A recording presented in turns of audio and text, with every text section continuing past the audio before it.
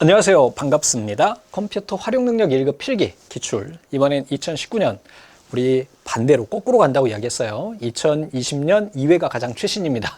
선생님, 지금 몇 년도인데요? 라고 생각하시지만 상공회의에서 공식적으로 공개됐던 문제들이기 때문에 이게 바이블이에요. 지금도 그대로 출제가 됩니다. 일부 윈도우즈 문제를 제외하고 나머지는 바뀐 내용이 없어요. 자, 그럼 하나씩 또 살펴보도록 할게요. 이제 반복되는 것들이 눈에 보이실 거예요. 적어도 한 회차에 5개, 10개. 이게 점점 늘어가지고 나중에는 완벽하게 승계가 채워질 때까지 여러분들이 준비하시면 되겠고, 문제 푸실 때 두목내 문제은행 CBT에서 틀린 문제 다시 풀기 요거 이용하셔가지고 우리가 100점 맞을 때까지 테스트한 다음에 다음 회차로 넘어간다라는 거 잊지 마십시오. 그리고 머릿속에 그림을 꼭 그리세요. 내가 지금 뭘 하고 있다는 걸 알고 있어야지. 자, 첫 번째, 얘는 멀티미디어 활용에 관련된 내용이에요. 그래서 2차원 또는 3차원 물체의 모형에 명암하고 색상을 입혀서 사실감을 더해주는 그 기법은 그랬어요. 자, 요것만 알 것이 아니라 사실 우리가 요즘에 컴퓨터 그래픽 AI로 뭐 이렇게 모델도 만들고, 얼마 전에 음악방송을 보니까 아포키인가 가상 캐릭터가 나와가지고 노래 부르더라고. 뮤직 방송에서 깜짝 놀랐네. 야, 이런 식으로 우리가 뭔가 그래픽을 통해 가지고 컴퓨터로 뭔가 이렇게 뭔가 만들어내잖아요. 캐릭터를 만들어내잖아요. 그럼 제일 먼저 뭐를 해야 될까요? 기본적으로 뼈대를 만들어야 됩니다. 그래서 잠깐 예를 보여드린다면, 이렇게 가상인간을 하나 만들 거야. 그러면 우선 뼈대를 이렇게 만들어내요. 이걸 우리 뭐라고 이야기하냐면 모델링이라고 이야기를 합니다. 어떤 개념인지 아시죠? 만약에 내가 집을 짓는다 또는 어떤 제품을 하나 만든다, 디자인한다 했을 때도 모두 다 저렇게 선하고 면을 이용을 해서 어떤 틀을 잡아줘요. 이걸 우리 모델링이라고 이야기합니다. 그럼 거기에다가 우리가 피부나 질감을 입히게 되겠죠? 뭐라고 하냐면 바로 렌더링, 덧입히다라고 하는 사전적 의미가 있죠. 그래서 여기에다가는 이런 방식을 우리가 렌더링이라고 이야기를 한다. 그래서 일반적으로 우리가 3D 모형을 만들 때는 이렇게 모델링한 다음에 렌더링을 해가지고 우리가 사용한다라고 보시면 됩니다.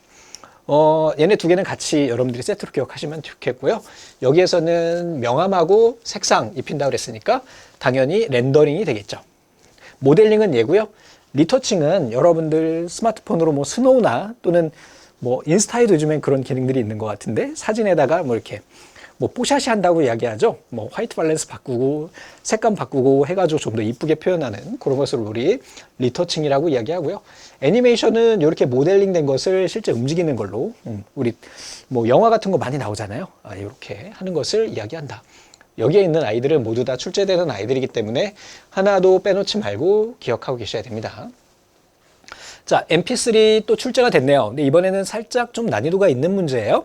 그래서 mp3 파일의 크기를 결정하는 요소에 해당하지 않는 것은 그랬어요. 우리 mp3라고 하는 거는 음악 파일입니다. 음악 파일. 음악에는 어떤 게 있을까? 음악, 악기 소리도 있을 수 있고요. 사람 목소리도 있을 수 있고, 다양한 음악이 녹음이 돼서 될 수도 있고요. 아니면 악보가 출력될 수도 있어요. 근데 mp3는 기본적으로 아날로그 데이터입니다.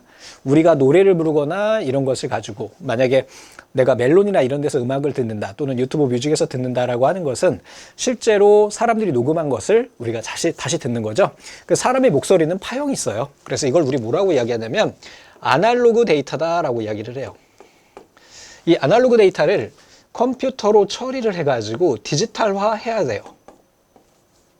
디지털화 해야 되는데, 이때 필요한 기술이 바로 뭐냐면은 바로 샘플링 단계가 필요하게 돼요. 이때 우리가 이렇게 전환할 때 사용되는 기능이 뭐가 있냐면, 기법이 뭐가 있냐면 PCM이라고 하는 기법이 있습니다. 펄스 코드 모듈레이션이에요. 그래서 우리가 일반 음성은 이렇게 파형으로 이루어져 있는데, 얘네를 디지털화되어 있는 0하고 1로 바뀌어주는 그런 과정이 필요하게 돼요. 그 과정이 뭐가 있냐면 바로 표본화, 그 다음에 양자화, 표본이에요. 다 써줄게요. 그 다음에 표인봉이니까 부호화 이렇게 되겠죠. 이 절차를 통해서 진행이 됩니다. 이것도 시험 문제가 출제된 적이 있어요. 그래서 우리가 일반적인 가수들이 노래 부른 걸 mp3로 만들려면 이렇게 컴퓨터로 PCM 단계를 거쳐서 mp3로 만들어진다는 거 이렇게 기억하시면 되겠고, 제가 지금 영상으로 이렇게 이야기하고 있잖아요. 이것도 다 결국은 PCM 과정을 거쳐져서 동영상이 함께 포함이 돼서 들어가게 되는 거예요. 그걸 우리가 압축한 방식을 mp3라고 이야기를 하는 거죠. 자, 그러면 여기에서 이 크기 또는 얘의 품질을 결정하는 것들은 무엇이 있을까에 대한 건데요. 우선은 첫 번째 표본 추출률이에요. 표본 추출률은 예를 들면 이런 파형이 있을 경우에 얘네가 1초에 파형을 5번 얘네를 인식시키는 게 더 좋을까요? 아니면 10번 인식시키는 게 더 좋을까요? 아니면 100 단위로 우리가 인식시키는 게 더 고품질이 나올까요? 뭐냐면 여기에서 표본화라고 하는 거는 각각의 이 파형의 위치값 있죠. 이 위치값을 5번 쪼개서 우리가 인식시키는 거예요. 또 10번짜리는 어떻게 돼요? 얘를 10개로 쪼개는 거예요. 이 위치를. 이렇게요. 얘는요 100번으로 쪼개는 거예요. 이게 좀 많아지긴 했는데 그러면 어떨까요? 5번으로 쪼개는 게 더 고음질이겠어요? 100번으로 쪼개는 게 더 고음질이겠어요? 100번으로 쪼개는 게 더 훨씬 더 고음질이겠죠. 대신에 용량은 커지게 되겠죠. 맞습니까? 자, 요거를 우리 뭐라고 하냐면 표본 추출률이라고 그래요. 1초 동안 내가 여기에서 얘네를 몇 번을 샘플링 할 것인지를 보는 것을 뭐라고 이야기한다? 바로 표본 추출률이라고 그래요. 되셨죠? 그 다음에 샘플 크기예요. 내가 여기서 추출한 요 값의 크기를 어느 정도로 줄 거냐? 1비트로 줄 거냐? 16비트 줄 거냐? 32비트 줄 거냐? 128비트 줄 거냐? 어떨까요? 얘네 비트 수가 커지면 커질수록 음질이 더 현실감 있겠죠. 맞습니까? 얘도 마찬가지 샘플 크기 이것도 결정하는 요소가 됩니다. 자, 재생 방식에는요. 우리 뭐가 있냐면 모노하고 그 다음에 스테레오가 있어요. 자, 모노하고 스테레오는 여러분들 아시죠? 이어폰 들으면 좌우가 있잖아. 이게 스테레오예요. 그래서 만약에 드럼 소리는 이쪽에서 나고 목소리는 이쪽에서 나고 이렇게 서라운드로 구현할 수 있는 것을 우리 스테레오라고 이야기를 하고요. 모노는 양쪽에 똑같은 소리가 나요. 자, 어떤 게 더 좋을까? 당연히 스테레오가 좋죠. 양쪽으로 쪼개가지고 음향을 고음과 저음을 나눈다든지 아니면 울림소리와 울리지 않는 소리를 나눈다든지 해서 구분하라는 거죠. 당연히 스테레오가 채널이 2개이기 때문에 쪼개주는 선이 2개이기 때문에 더 용량이 더 늘어나게 되겠죠. 프레임 넓이 이거는 픽셀은 뭐야? 사운드가 아니라 뭐였어? 에? 우리 비디오에서 나오는 내용이었잖아요. 화면에 이 격자의 개수를 우리가 픽셀이라고 한다 그랬죠? 맞습니까? 그래서 모니터 들여다보라 그랬잖아. 들여다보면 보여 격자가 걔네가 픽셀이에요. 이거는 음향과 전혀 관련 없이 화면에 대한 내용이 되겠죠. 그래서 우리가 mp3 파일 크기를 결정하는 거는 표본 추출률, 샘플 크기, 재생 방식 이런 것들이 있어요. 하지만 여기 나오는 프레임 너비, 픽셀이라고 하는 거는 화면의 해상도에 대한 내용이 된다라는 거 기억하시기 바랍니다. 그리고 또 여기 나오는 표, 양부 요 순서 기억하십시오. 간혹 출제가 됩니다. 표본화라고 하는 거는 이 파형에 1초 동안 몇 개의 위치의 값을 표본화하는지 샘플링이잖아요. 샘플링 이렇게 뽑아보는 거야. 우리가 제품 테스트할 때도 마찬가지잖아요. 몇 개 이렇게 많은 데이터 중에 100개 정도가 있으면 그 중에 한 5개 뽑아서 하는 게 우리 샘플링 한다고 그랬잖아요. 이렇게 되는 거고 그 다음에 그때 얘네 값의 양의 값을 측정하는 거예요. 그걸 양자값이라고 그래요. 그러니까 예를 들면은 이 위치가 지금 0이라고 했을 때 얘는 1이고요. 여기가 2야. 그러면 1과 2, 이 값을 측정하는 것을 양자라고 해요. 그러면은 그때 측정된 이 값을 뭘로? 비트로. 1 같은 경우는 어떻게 하면 돼? 0, 1 이렇게 표현하고요. 얘는 1, 0 이런 식으로 표현해서 부호화하는 것을 뭐라고 한다? 바로 부호화라고 이야기한다. 되셨죠? 이진수로 변환하는 거. 이렇게 표양부, 표인봉 이렇게 기억하시면 되겠습니다. 이 뮤직에 대한 음악에 대한 전체적인 내용이 굉장히 많이 여기 들어있기 때문에 굳이 여기까지 모르셔도 이 문제를 풀 수는 있긴 하지만 얘네들도 같이 시험 문제 나오는 아이들이기 때문에 한번 정리하시면은 이 멀티미디어 쪽에 대해 관련된 시험 문제, 정보 처리도 마찬가지예요. 사무자동화 마찬가지, 그 다음에 뭐 커말, 워드 프로세서에 다 나오는 내용이기 때문에 이거 하나만 정리하고 계시면 크게 어려움이 없으실 거예요. 자, 다음에 이번에는 컴퓨터 통신에서 사용하는 프록시예요. 프록시는 사전에 찾아보시면 대리자라고 하는 기능이 명칭이 있습니다. 대리자, 기본 개념부터 한번 이야기를 드려볼게요. 자, 여기가 인터넷이고요. 여기가 우리 학교예요. 얘네들은 보통 프록시 서버는 기업이나 아니면 대학교 같이 큰 규모의 네트워크의 중간에 두게 됩니다. 여러분들 댁내에도 일부 기능이 제외된 프록시 서버가 있는데 뭐야? 공유기가 바로 그 역할을 합니다. 뭐냐면 외부에서 내 컴퓨터 IP가 예를 들어서 192.168.0.5야. 이런 IP가 있어요. 내 컴퓨터 IP예요. 그러면 외부에서 어떤 공격자가 딱 들어온단 말이야. 들어와서 이 IP로 접근을 하겠죠. 그럼 접근이 될 거 아니야. 그죠? 근데 만약에 중간에 이 프록시 서버를 두게 되면 이 안쪽에 있는 이 IP를 숨길 수가 있어요. 얘가 그 역할을 해주게 됩니다. 그러면 외부에서 내 컴퓨터에 접근할 수 있어요? 없어요? 못합니다. 그래서 일반적으로 우리 방화벽 안쪽에 설치를 하고요. 그 방화벽에서도 못 잡은 아이가 이 프록시 서버로 들어왔을 경우에 여기에서 한 번 더 걸러주게 된다. 이렇게 기억하시면 되겠어요. 근데 요 프록시보다 얘 대리자라는 개념이에요. 그래서 나 대신에 얘가 일해주고 있는 거야. 또 한 가지 기능이 추가가 됐는데 뭐가 있냐면 여기에 바로 캐시라고 하는 기능이 들어가게 됩니다. 우리 CPU하고 주격장치 사이에서 속도 보정하는 아이가 캐시 메모리였죠? 얘도 똑같아요. 누구? 서버와 내 컴퓨터 사이에 속도를 보정해놔요. 어떻게 해요? 만약에 여기에 있는 학교에 총 5,000대의 컴퓨터가 있어요. 얘네가 다 네이버에 들어가서 어떤 특정 카페에 들어가서 교수님이 만들어 놓은 카페에 그 정보를 보고 있어요. 그렇다면 동시에 5,000명이 다 이쪽에 서버에 접속하겠죠. 그러면 이 회선이 여기서부터 여기까지 가는 회선이 사용률이 확 올라가면서 어떻게 될까요? 속도가 느려지겠죠. 그래서 이걸 방지하기 위해서 만약에 내가 자주 접근하는 사이트들이 있다 그러면 여러분들 컴퓨터에도 캐시가 있어요. 여러분들 브라우저 크롬에도 캐시가 있잖아요. 스마트폰에도 다 마찬가지예요. 내가 들어갔던 사이트의 정보가 다 컴퓨터나 스마트폰에 저장이 됩니다. 그걸 바로 캐시라고 이야기를 해요. 마찬가지로 얘는 별도의 장치, 서버를 두고요. 바로 이 캐시 서버를 별도로 두게 됩니다. 걔가 어디에 들어가냐면 바로 프록시 서버 밑에 들어가요. 이 역할도 한다고. 그러면 5,000명이 딱 접근을 했을 때 첫 번째 접근해가지고 네이버에 대한 정보, 그 카페의 정보가 여기에 기록이 되면 나머지 4,999명은 어디? 여기로 접근하지 않고 바로 학교 내, 회사 내에 있는 이 프록시 서버에서 그 정보를 가져오게 되겠죠. 이게 바로 캐시 디스크, 캐시 서버예요. 되셨죠? 자, 그럼 정리가 됐어. 그럼 문제를 한번 풀어보자. 자, 방화벽 기능과 캐시 기능을 가지고 있다. 좋아요. 내부에 불법 해킹 차단 기능이 있어요. 맞습니다. 다음에 FTP 프로토콜 연결 해제 기능? 요건 좀 고민을 해보자. 네트워크 병목 현상 해결 기능? 요건 맞네요. 답은 FTP하고는 전혀 관련이 없겠죠. 자, 프록시, FTP는 뭐냐면 파일 전송 프로토콜이에요. 내가 인터넷상에서 어떤 자료를 다운로드 받을 때 파일을 받을 때 사용하는 프로토콜이 FTP입니다. 그러니까 이것도 시험 문제 자주 출제되는데 요거는 뒤에 시험 문제 나오면 따로 이야기를 드리도록 할게요. 자, 프록시는 어떻다? 일종의 방화벽 역할을 한다. 그리고 캐시 기능도 가지고 있다. 이렇게 정리하시면 되겠습니다. 여러분들 댁내에 있는 공유기도 이 역할을 하는데 여러분들 댁내에 인터넷이 설치가 되잖아요. 그러면 그 인터넷 설치 IP 있죠. 162, 34, 254 이런 IP가 여러분들 컴퓨터가 아니라 댁내에 IP가 한 할당이 돼요. 바로 이것은 공유기에 IP가 할당이 되고요. 이 공유기에서 여러분들 댁내에 있는 컴퓨터나 스마트폰으로 각각 DHCP라고 하는 이것도 시험 문제 나오는데 DHCP라고 하는 기능을 통해 가지고 각각 별도의 IP를 할당해 줘요. 어떤 IP냐면 비상용 IP라고 그래서 실제 인터넷에서 접속이 불가능한 IP거든요.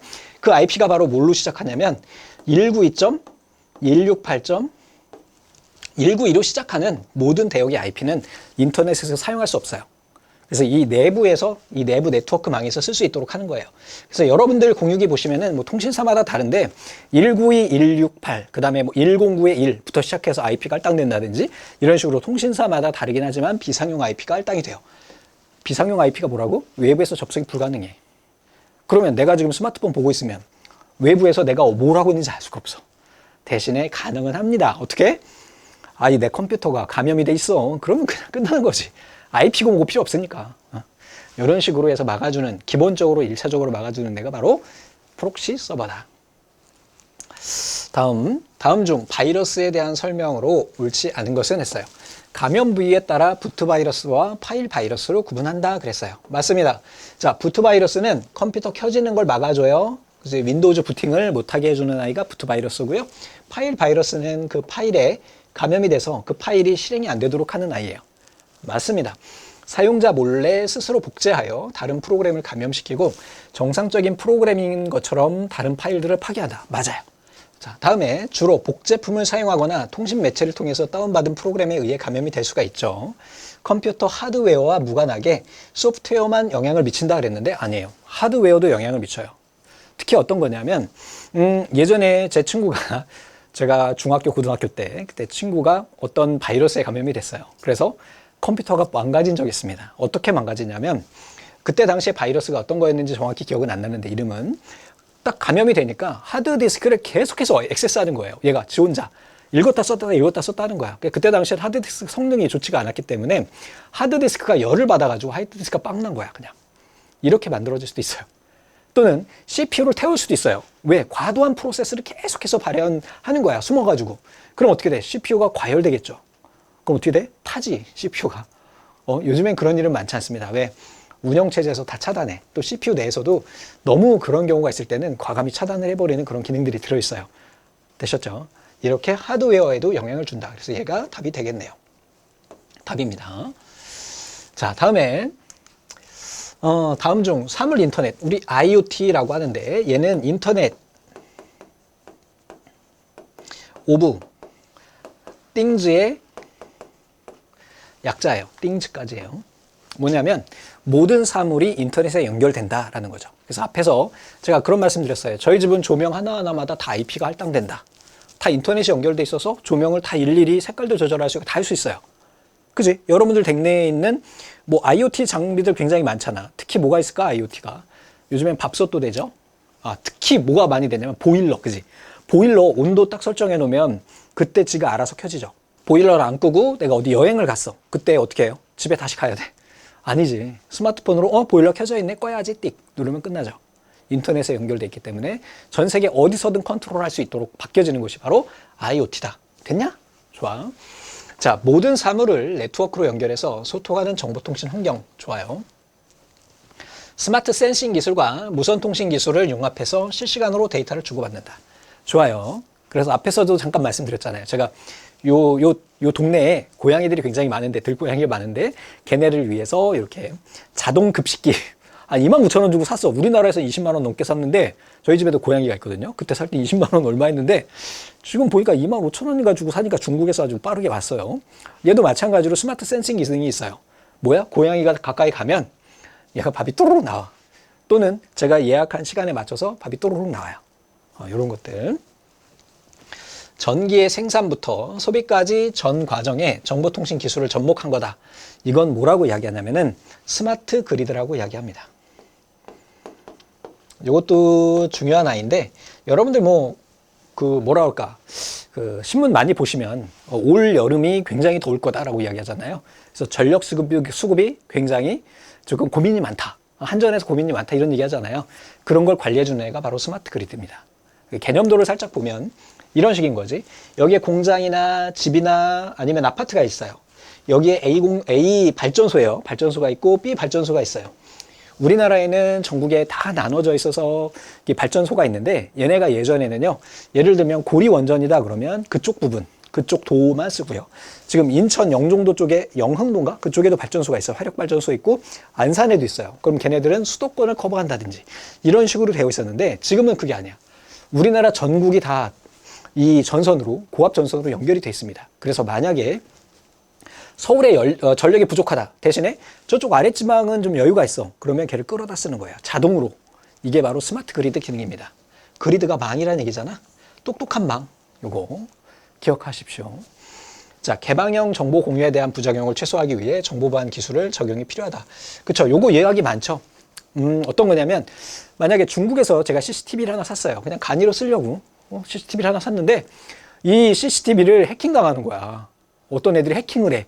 그러면 내 사생활을 다 볼 수 있죠. 이런 문제가 발생할 수 있기 때문에 이런 부분에 대해서는 좀 주의해야 된다. 그런 내용이 되겠습니다. 자, 다음 중 IP 버전 6 또 출제가 됐네요. 이 주소 체계에 관한 설명으로 옳지 않은 것은 그랬어요. 자, 그래서 제가 요거를 좀 정리를 좀 해놨습니다. 앞에서는 다 판서를 하다 보니까 좀 여러분들 보기도 어렵고 제가 판서 잘하는 사람도 아니고 그래서 정리를 좀 해놨어요. 그래서 IP 버전 4 같은 경우는 몇 비트? 32비트요. 2에 32승 비트 이렇게 하고 얘도 2에 128비트 이렇게 해서 얘는 주소 형식이 10진수 점으로 표기를 해요. 여기 보여있는 192.168은 비상용 IP라고 이야기 드렸고 실제 여러분들 스마트폰에 IP가 할당이 되면 네트워크 정보에 가보시면 다 나와요. IP 버전 6는 16진수로 하고요. 콜론으로 구분한다고 그랬죠? 이거는 앞에서 문제 나왔었습니다. 됐습니다. 그리고 자동 주소 설정 DHCP 사용하는데 얘는 LAAM 그 다음에 클래스를 얘는 구분하는데 얘는 클래스를 구분하지 않아요. 나머지는 보지 않으셔도 상관없습니다. 얘는 좀 어려운 아이들이고, 그래서 비트 수, 표현 방법, 클래스 구분인데, 이 IP 버전 4 같은 경우에는 우리가 클래스를 A, B, C, D, E로 5개 클래스로 나눠요. 여러분들 새로 학생들이 입학을 해요. 그러면 걔네들이 1000명이야. 걔네를 한 반에 다 때려 넣나요? 아니죠. 50명씩 쪼개죠. 저희 때는 50명이었는데 요즘엔 25명으로 쪼개더라고. 쪼개가지고 각 반별로 나눠 넣죠. 왜 이렇게 할까? 관리가 쉬워지잖아. 그지? 그것처럼 IP가 이렇게 많을 경우에는 얘네를 이렇게 총 5개의 클래스로 나눠서 사용을 하게 됩니다. 근데 IP 버전 6는 그런 클래스 구분이 없어요. 왜? 클래스 구분을 하게 되면 쟤는 1반이야, 쟤는 2반이야 라고 하는 게 확정되기 때문에 1반이 내가 B반으로 갈 수가 없어. 그래서 IP 할당하는데 지금 고정된 어떤 그런 프레임이 생기기 때문에 좀 비효율적으로 사용할 수가 있습니다. 그래서 IP 버전 6에서는 그런 거 필요 없어. 클래스 필요 없이 그냥 할당을 해버립니다. 이렇게 된다는 거 정리하시고요. 문제를 한번 보도록 할게요. IP 버전 4 주소체계 주소 부족 문제를 해결하기 위해서 개발됐죠. 맞아요. IP 버전 6는 16비트씩 8부분으로 총 128비트로 구성되어 있다. 맞고요. 주소는 네트워크의 크기나 호스트 수에 따라서 A, B, C, D, E 클래스로 나눈다 그랬는데 요거는 우리 뭐라고요? IP 버전 4에 대한 내용이 되는 겁니다. 실시간 흐름 제어로 향상된 멀티미디어 기능 제공합니다.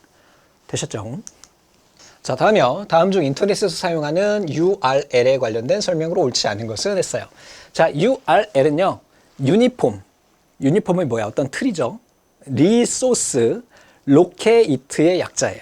즉 어떤 자원이 어떤 형태로 어디에 저장되어 있는지를 표현하는 정교화된 표현 방식입니다. 그래서 여러분들이 일반적으로 이야기하는 바로 HTTP 땡땡땡땡 두목넷 이걸 뭐라고 한다? 인터넷 주소 또는 URL이라고 이야기를 한다라고 보시면 되겠습니다. 자, 인터넷상에 존재하는 각종 자원의 위치를 나타내는 표준 주소 체계다. 맞아요. URL의 일반적인 형식은 프로토콜. 얘가 프로토콜이에요. HTTP. 그 다음에 슬러시 2개. 그 다음에 호스트 주소. 그리고 포트 번호. 그 다음에 파일 경로. 일반적으로 첫 번째는 인덱스로 시작합니다. PHP나 아니면 ASP나 뭐 이렇게 또는 JSP나 뭐 이렇게 해서 시작을 하게 됩니다. 실제로 여러분들이 네이버에 들어가시면 네이버 슬러시 인덱스 ASP 이런 파일이 열리는 거예요. 그 파일을 여러분들이 보고 계시는 겁니다. 자, 요거 맞고요. 포트 번호나 또는 프로토콜에 대한 건 나중에 다시 한번 이야기 드릴 거예요. 자, 계정이 있는 FTP의 경우 HTTP 사용자 이름, 비밀번호, 서버 이름하고 포트 번호 여기까지는 좋은데 FTP는요. FTP 파일 전송 프로토콜이 별도로 있어요. 그래서 이때는 FTP로 시작해요. 여기다가 뭐 두목넷 땡땡 그 다음에 여기다 두목넷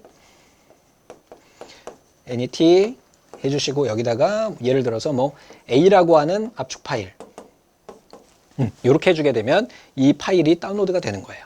되셨죠? 그래서 얘가 잘못됐어요. 자, 메일2는요 메일 전송할 때 쓰는 거예요. 이렇게 되셨죠? 여러분들이 뭐 메일 보내기라고 하는 링크가 있을 때 걔를 딱 클릭하는 순간 그 안에서는 메일2 URL이 연결이 되어 있습니다. 이렇게. 자, 다음 중 컴퓨터 통신에서 사용하는 프로토콜 기능에 대한 설명으로 옳지 않은 것은 그랬어요. 프로토콜이라고 하는 건 뭐냐? 앞에서 언급드렸었죠? 제가 지금 여러분들하고 대화하고 있는 것은 약속된 언어를 쓰기 때문이에요. 한국어, 영어를 쓰고 있기 때문에 여러분들은 알아들으시는 거예요. 네트워크에서도 마찬가지로 A라고 하는 시스템과 B라고 하는 시스템이 서로 통신하려면 같은 언어를 써야 돼. 같은 약속된 언어를 써야 돼. 그래서 얘네를 통신규약이라고 이야기한다 했죠. 자, 통신망에 전송되는 패킷의 흐름을 제어해서 시스템 전체의 안전성을 유지한다. 맞아요. 정보를 전송하기 위한 송수신기 사이에 같은 상태를 유지하도록 동기화 기능을 수행한다. 맞아요. 데이터 전송 도중에 발생하는 오류를 검출해요. 이런 프로토콜이 다 존재합니다. 네트워크에 접속된 다양한 단말 장치를 자동으로 인식해서 호환성을 제공한다 그랬는데 네트워크에 연결된 아이들을 자동으로 인식한다는 그런 기능은 없어요. 자동으로 IP를 할당시켜준다 이런 건 있지. 그게 바로 DHCP이고 이거는 이런 기능을 하는 아이 자체가 존재하지 않습니다. 그래서 프로토콜은 기본적으로 흐름 제어 역할을 하고요. 그 다음에 동기화 기능을 제공해요. 그 다음에 오류 검출해요. 앞에 문제와 같이 함께 봐주시면 되겠습니다. 다음 중 객체 지향 또 출제가 됐어요. 설명으로 옳지 않은 것을 했어요. 소프트웨어의 재사용으로 프로그램의 개발 시간을 단축할 수 있다. 맞아요. 대표적인 객체 지향 언어 C++ 자바가 있어요. 상속성, 캡슐화, 추상화, 다형성 등의 특징이 있어요. 순차적인 처리가 중요시되며 프로그램 전체가 유기적으로 연결되도록 작성된다 그랬는데 이거는 뭐라 그랬어요? 절차 지향형 프로그래밍 언어를 이야기합니다. C나 이런 것들, C++ 말고 C 됐죠? 요거 구분을 할 수 있어야 되겠고 제가 잠깐 준비해 놓은 자료가 있어요. 우리 객체 지향에는 총 4가지의 주요 특징이 있습니다. 우선 추상화라고 하는 개념인데 이 추상화라고 하는 건 어떤 거냐면 추상화하다 그러니까 뭐가 될까요? 뭔가 자세한 게 아니라 뭔가 좀 뜬구름처럼 이렇게 보이는 걸 의미합니다. 대표적인 게 뭐가 있냐면 여러분들 서울시 전도를 보고요. 지하철을 타고 여러분들이 원하시는 목적지까지 갈 수 있을까요? 전도 있잖아. 큰 거. 자세하게 길 하나하나 다 나와 있는 아이들. 그거 보고 지하철 타고 여러분들 찾아다닐 수 있을까요? 못 다녀요. 그런데 여러분들 지하철 딱 타시면 어떨까요? 이게 지하철 안에 노선도가 있죠. 걔네는 뒤에 있는 지도 다 없어. 그냥 노선만 있고 여기 이름만 있어. 그걸 보고 따라가면 되잖아요. 이게 바로 추상화예요. 복잡한 내용을 간단하고 요약해서 표현하는 것을 추상화라고 이야기합니다. 됐죠? 캡슐은요. 데이터하고 메서스를 하나로 묶어서 외부로부터 은닉을 시켜요. 캡슐은 묶는 거죠. 그러니까 예를 들면 이런 거죠. 학생에 대한 어떤 객체를 설계를 했어요. 그러면 학생이 가질 수 있는 값들이 뭐가 있을까? 학번, 이름 이런 것들이 있죠. 맞습니까? 이게 바로 데이터가 되는 거예요. 속성이 되고요. 그러면 학생이 하는 행위는 뭐가 있을까? 학교를 간다? 시험을 본다? 또는 아니면 뭐 화장실을 간다? 뭐 이런 것들. 이런 행위들을 메서스라고 이야기해요. 얘네를 하나로 묶어 놓는 거야. 그럼 관리하기가 굉장히 편해지겠죠. 됐죠? 그리고 나중에 프로그램에서 쓸 때 얘네를 이렇게 묶어 놓게 되면 그냥 학생 개체를 접근을 해서 그냥 쓰기만 하면 돼요. 왜? 이미 안쪽에 다 기능이 있기 때문에. 됐죠? 자, 상속성은요. 부모 클래스의 특성과 기능을 자식 클래스가 물려받는 것을 의미한다 그랬는데 개념적으로는 이해가 쉽죠. 실제로 어떻게 쓰느냐. 제가 프로그램을 짤 때요. 만약에 나는 애견샵을 하고 있어요. 그러면 애견샵을 하면 제일 먼저 멍멍이의 특성에 대한 걸 상위에서 정의를 합니다. 아, 다리가 4개야, 꼬리가 1개야. 아, 그리고 멍멍이들이 주로 앓는 질병들이 쭉 나열이 될 거예요. 이걸 하나 만들어놔요. 그러면 밑에 가서 뭐 하냐면 멍멍이들 종류가 많잖아요. 치와와도 있고 똥개도 있고 진돗개도 있고. 근데 그 걔네들마다 다 특성이 다르잖아요. 그러면 우리가 절차 지향형 같은 경우는 이 많은 멍멍이들을 다 하나씩 프로그램을 짜야 돼요. 왜? 특성이 다르니까 조금씩. 근데 이 객체 지향에서는 상위에 멍멍이라고 하는 걸 정의하고요. 멍멍이이고 만약에 치와와가 갖는 특성만 표시하는 거예요. 나머지는 위에서 상속받아. 아, 얘는 다리가 4개고 멍멍 짖고 똥구멍으로 똥을 싸고 꼬리를 흔들어. 그지? 이러한 공통된 속성을 뽑아가지고 얘네를 상위에 클래스를 선언을 하고 하위에서는 별개의 특성들을 정해놓고 위에 있는 걸 갖다가 연결해서 쓰는 것을 상속성이라고 이야기해요. 다형성은 어떤 거냐? 내가 만약에 사각형에 대한 면적을 계산하는 프로그램을 하나 짰어요. 그러면 얘를 응용을 해서 다른 곳에 가서 어떻게 원에 대한 면적 또는 오각형의 면적을 계산할 수 있다는 거예요. 이게 바로 다형성입니다. 되셨죠? 자, 이렇게 특징적인 객체 지향의 특징을 좀 정리를 하고 계십시오. 얘네도 자주 출제되기 때문에. 자, 이 문제는 객체 지향 프로그램과 또 절차 지향형 프로그래밍의 차이를 물어본 거예요. 그래서 4번은 절차 지향형이고 나머지는 다 객체 지향에 대한 겁니다. 그래서 여기서 이야기하는 상속성, 캡슐화, 추상화, 다형성 등은 또 따로따로 출제가 되니까 그거 좀 전에 제가 말씀드린 대로 정리하고 계시면 되겠습니다. 자, 다음 문제입니다. 다음 중 아래에 설명하는 윈도우즈 제공 기능은 그랬어요. 데이터를 연결하여 원본 데이터를 수정할 때 연결된 데이터도 함께 수정되도록 지원하는 기능이다. 왠지 연결 그러니까 링크 이런 거 나올 것 같아요. 됐죠? 이 기능을 지원하는 그래픽 프로그램에서 그림을 문서 편집기에 연결할 경우에 그래픽 프로그램에서 그린 그림을 수정하면 문서 편집기의 그림도 같이 변경된다 그랬어요. 이거 뭐라고 하냐? 바로 OLE라고 합니다. 오브젝트, 객체를 연결해서 포함시키는 오브젝트 링킹 임베드라고 이야기를 합니다. 그래서 예를 들면은 내가 포토샵에서 그림을 수정을 해가지고 한글 워드 프로세서나 엑셀에다가 넣고 이렇게 사용하다가 만약에 포토샵에서 내가 수정할 게 있어가지고 그림을 수정하면 자동으로 엑셀이나 한글 파일에 있는 그림도 갱신이 되는 것을 의미합니다. 자, OLE가 답이 됩니다. 자, 선저명 멀티태스크라고 하는 거는 윈도우즈에 대한 기본 제공 기능이에요. 선저명 멀티태스크인데 선점하다라고 하는 거는 CPU가 이렇게 있어요. 그때 어떤 A라고 하는 작업이 실행 중에 있는 거야. 이렇게 실행 중에 있을 때 갑자기 B라고 하는 애가 축 쳐들어와 가지고 얘를 쳐낼 수 있는 아이를 선저명 멀티태스킹이라고 이야기합니다. 즉 중요한 작업을 먼저 수행할 수 있도록 기존 작업을 중단시킬 수 있는 것을 선저명 멀티태스킹이라고 해요. 선점이 뭐야? 이게 약간 한자어라서 헷갈리실 수 있는데 이게 프리엠티브라고 하는 게 선제 공격하다, 먼저 치다 그런 의미예요. 그래서 이 자리를 뺏어낼 수 있다라는 개념입니다. 여러분들 선점 이렇게 이야기하면 만약에 시장에서 어떤 공간에 어떤 사람이 거기를 선점하고 있어. 그러면은 다른 사람이 못 들어가잖아. 그런 개념이 아닙니다. 이거는 원래는 프리엠티브라고 하는 영어로 만들어진 거를 일본 학자들이 자기네 한자로 바꿨어요. 그게 선점이야. 근데 또 우리나라 교수들은 그걸 갖다 그대로 썼네. 그래가지고 저렇게 표현이 된 것뿐입니다. 실제로는 프리엠티브라고 여러분들 기억하시면 돼요. 즉 어떤 작업을 하고 있을 때 걔를 쳐내고 야, 너 잠깐 나가 있어. 나 먼저 할게. 그리고 나서 다시 A가 들어오게 되는 이러한 것을 뭐라고 한다? 선저명 멀티태스킹이라고 한다. 자, GUI는요. 우리 아이콘으로 이렇게 스마트폰에서 아이콘 가지고 손으로 움직이잖아요. 이걸 GUI라고 그래요. CUI는 텍스트로 키보드를 이용해서 입력해야 돼요. 명령어를. 자, PMP라고 하는 거는 우리가 어떤 장치를 딱 연결을 하면 자동으로 인식하죠. 뭐 마우스, 키보드 구매해가지고 그냥 꽂으면 되잖아. 근데 저 맨 처음에 컴퓨터 할 때는요. 키보드하고 마우스, 키보드는 그 자동 인식했는데 마우스 같은 경우는 갖다 꽂으면 얘 프로그램을 설치해줘야 했어. 플로피 디스크를 이렇게 줘요. 그럼 그게 이제 플로피 디스크에 꽂아가지고 드라이버 설치를 해야만이 쓸 수가 있었습니다. 요게 우리 PMP예요. 지금은 윈도우즈에서는 그런 절차 필요 없이 그냥 플러그하면 자동으로 작동해. USB 메모리 꽂아도 작동하고요. 프린터 꽂아도 작동하고요. 모든 장치들이 웬만해서는 다 꽂으면 돌아갑니다. 자, OLE 이 녀석이 답이 되는 거고요.